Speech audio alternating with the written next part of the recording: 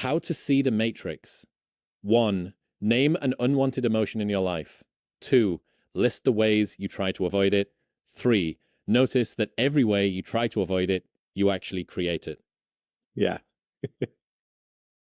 Yeah, I call that, I have an episode on that one. It's called the golden algorithm. And it's basically this idea that the emotion that we don't want to feel is the emotion that we invite in the exact way that we try to avoid it. So the perfect example of this in my life was I, had this experience of being emotionally abandoned as a kid. And so I would just keep on finding emotional abandonment everywhere I looked. It was like, the guy who's like, close their eye, close their eyes at a bar, throw a dart behind their back, and they're always going to hit the wounded woman, and like they're going to be attracted to one another, and that's how it's going to work. Like it was, so I always, created this abandonment.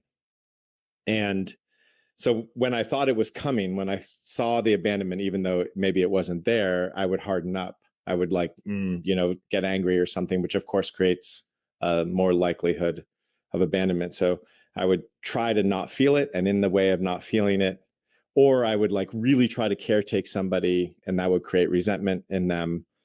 And then they would abandon me. So every way that I tried to avoid it, I was recreating it in my life.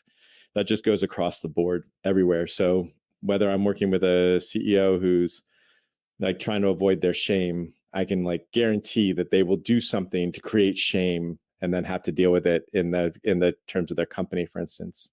So this is one of the realities of our life. And it's an amazing thing because intellectually you can get it, but what I think people don't get is you can just literally look at every single place where you have pain and you can backwards engineer it. You can go backwards and go, oh, hey, right. So what am I trying to avoid?